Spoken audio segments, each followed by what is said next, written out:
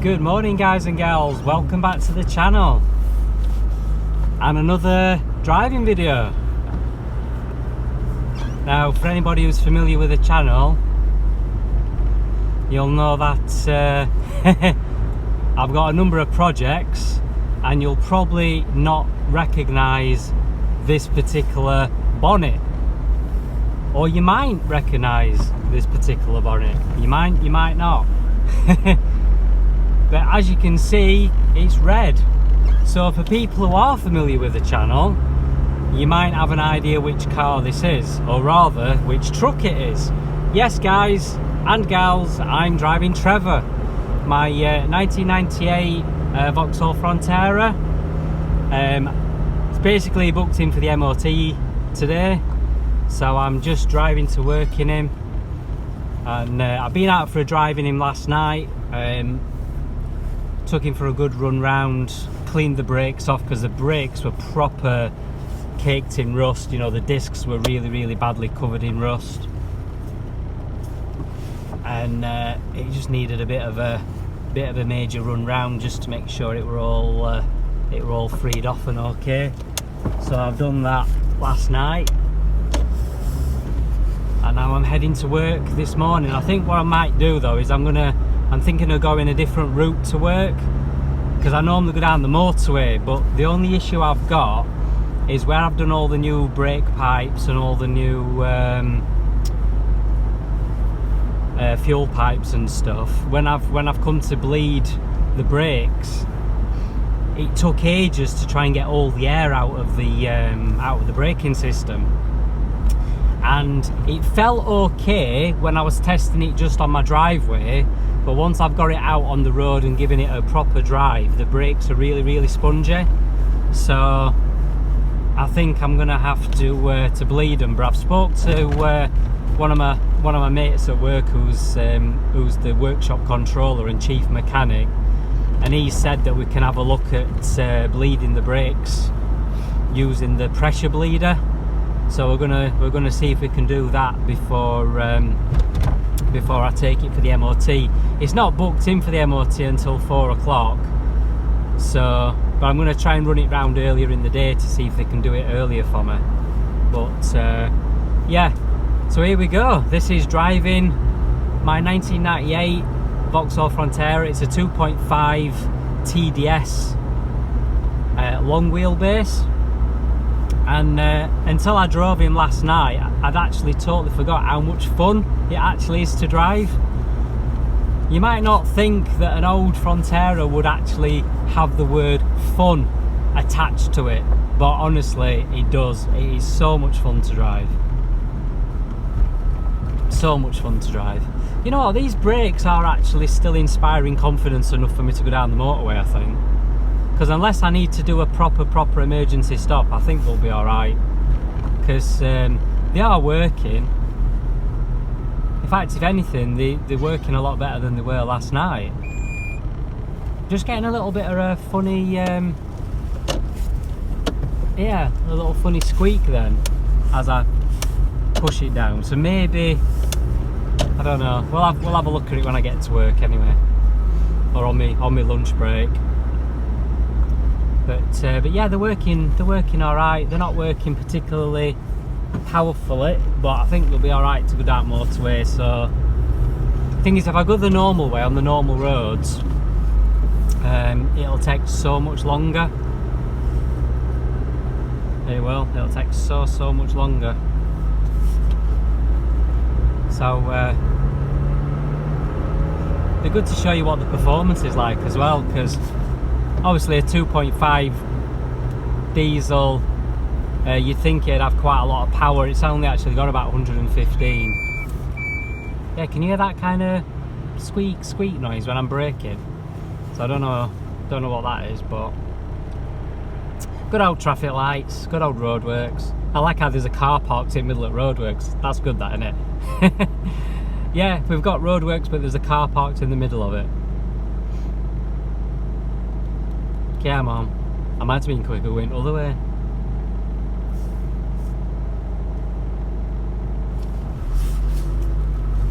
But yeah, just a little bit of the history of this car for anybody who's not seen previous videos on Trevor.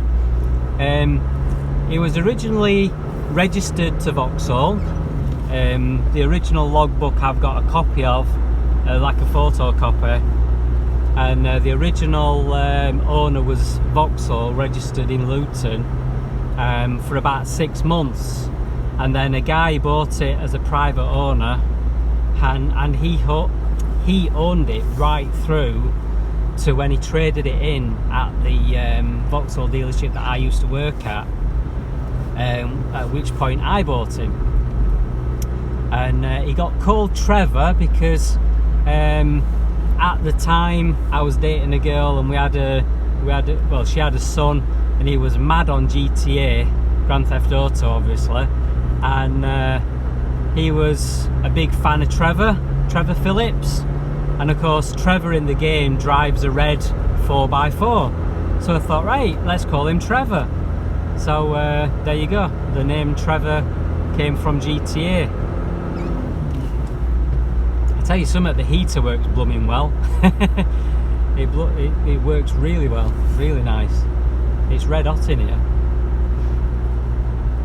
But yeah, it's pretty decent spec. The TDS wasn't the was only like the entry level model, but it's got remote central locking with an alarm. It's got electric windows front and rear. It's got electric adjustable heated mirrors. It's got an electric sunroof, slide and tilt,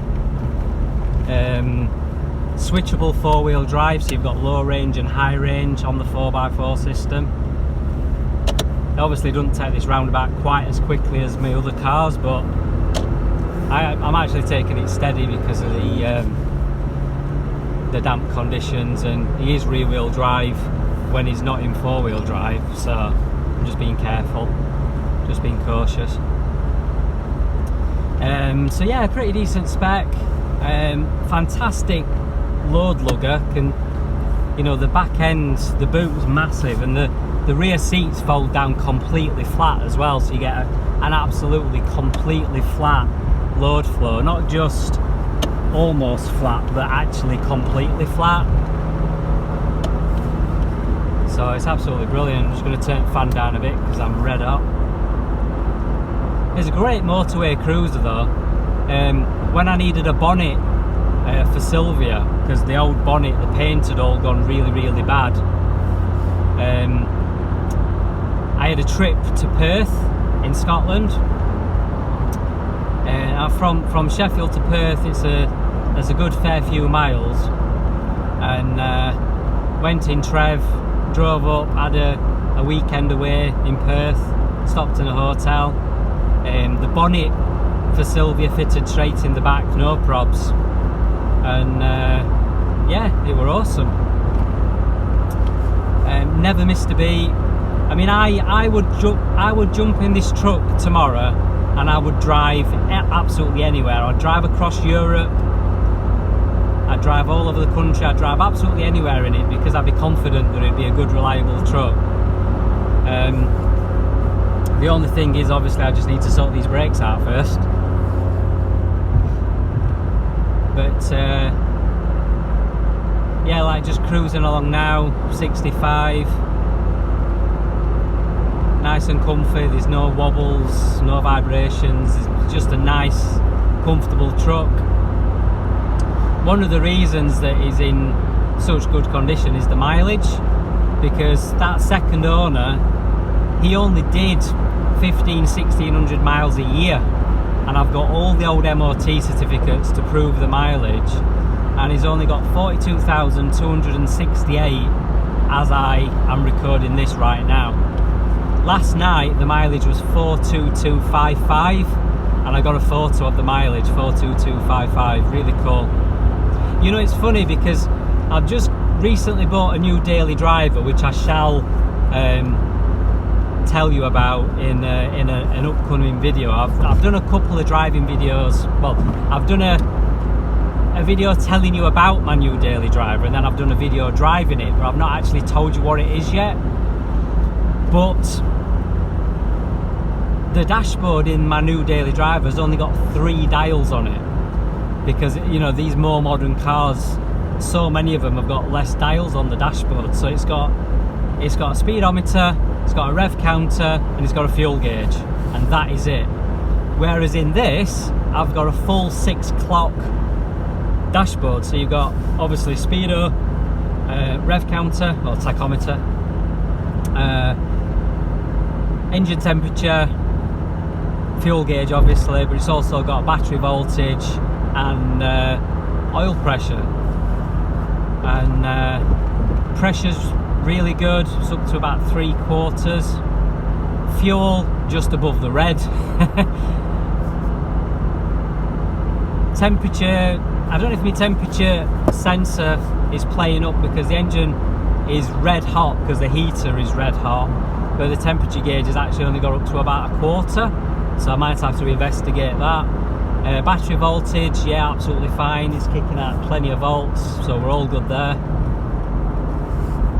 All the lights and everything are working. I checked everything last night. I pumped the tyres up because the tyres looked okay, and I set off out on a drive, as I said, to clean the brakes off last night, and it felt wallowy, like all over the place. I mean, it's a little bit wallowy anyway because obviously it's not a sports car.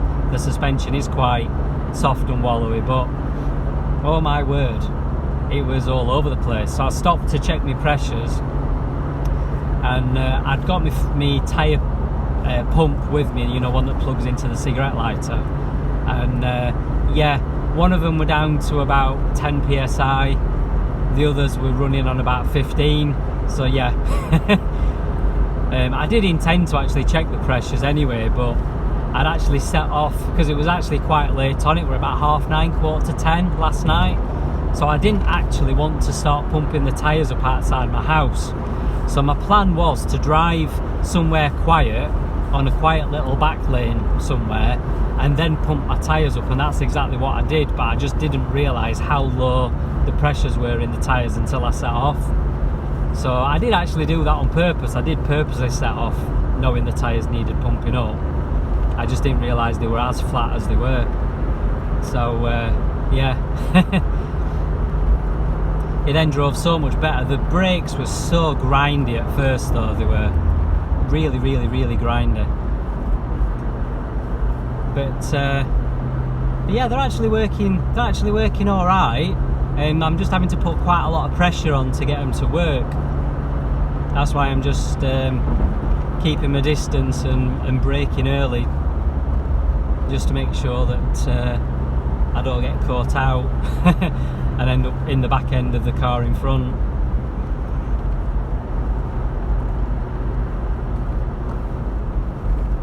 But yeah, so far the drive is proving successful.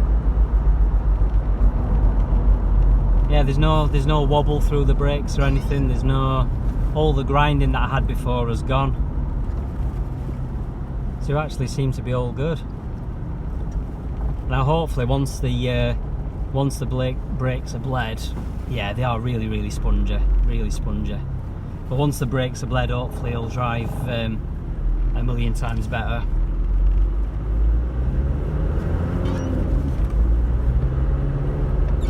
But yeah, I was saying about the 2.5 diesel engine, and then I got distracted, didn't I? Yeah, the 2.5 only actually produces 115 brake horse. Only actually produces 115, and it's got about 160 newton meters of torque, I think, or is it 260 newton meters? I actually can't remember. But it actually accelerates pretty well. I mean, in this traffic, I mean, I can keep up with most regular everyday cars, no problems. I mean, I'll show you on this next little bit. Official 0 to 60 is about 14 seconds, so as I say, not exactly a speed demon, but it's actually enough to keep up with most people, because at the end of the day, most people don't accelerate fast, do they? They don't. Most people accelerate pretty... That vibration, that's my sunroof. If I pull my blind across, the vibration stops.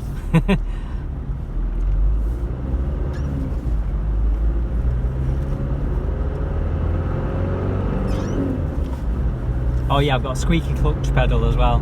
If I push the clutch pedal down, squeak,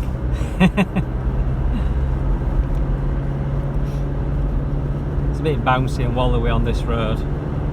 It's like a temporary road surface while they're rebuilding this end of the road. They're making it wider because it's a really bad spot for traffic, especially on an evening going the other direction. Well, you can see it's bad this morning going the other direction, never mind at night, but at night it's even worse, and the queue could be a good 1.5 to 2 miles long. So they're widening the road, but we've got this temporary road that we're driving on at the moment, which isn't particularly great. One thing I've noticed is I've got a lot less wind noise now. I used to have quite a lot of wind noise in this, but again, if you've seen previous videos, you'll see that one of the jobs I did was to repair my door seals, because most of the door seal, well, every door seal on the car, all 4 door seals were all ripped, and so I had quite a lot of wind noise. You still get a bit of wind noise because obviously it's not the most aerodynamic vehicle on the planet, but it's a hell of a lot better than it was with the old ripped door seals that were letting air in everywhere. The only other thing as well, I've got a little bit of free play in the steering. Now on these they have like a steering box with an adjustable nut on the top, and you loosen off a lock nut and then you wind in the adjuster, and it's supposed to take up the slack in the steering box. In the steering, well, it's not really a steering box like old-fashioned steering boxes, but it's one of them jobs. In all the years I've owned him, I've never got around to doing. So like now I can move the wheel side to side, and it makes no difference to how I'm driving forward, which is all right most of the time. But just on, I'm going to pull in behind this truck because there's a right queue of traffic in front. But you do notice in strong side winds where you're constantly having to adjust side to side to keep straight, it can be get a bit sketchy. So it is one of them things I do need to get adjusted before I go any further with him. But and then sadly the plan is, if he passes the MOT today, I'm going to finish off the cosmetic work that he needs and then get him up for sale, sadly. Because I've now currently got 9 cars, unfortunately I've got no choice but to get him sold. So because it just don't get used, and I'd much rather him get used by somebody who's going to make the most of him and be an ideal tow truck for towing classic cars. So anybody who's got an old Vauxhall that they take to car shows but wants to put it on a trailer rather than driving it, it'd be ideal for that. Yeah, the brakes are actually working fine. In fact, the brakes are feeling better than they did last night. I wonder if I might have had a bit of a sticky caliper or something at first. They definitely feel much better. They're just spongy.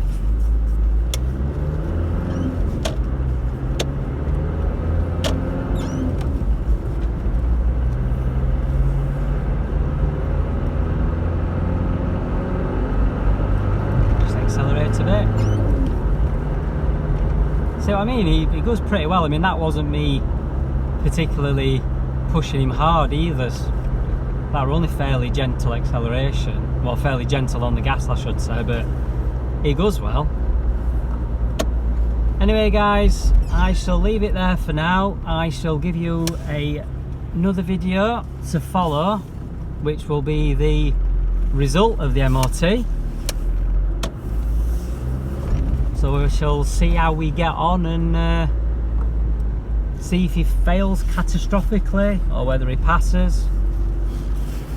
The thing is, at the end of the day, he should pass because I've done all the work that he needed for the last MOT. The last MOT failed on a few things, but I've done everything that he failed the MOT on. So hopefully he should be alright. We shall have to see. Alright then, guys, well, as always, thanks for watching. If you've not already subscribed, then please consider subscribing. Click the notification bell as well so you don't miss out on any future content. I have got a lot coming, as regular viewers know. I've got a lot of project cars, including my Manta, my Nova GTE. I've got to do some work on my Vectra GSI.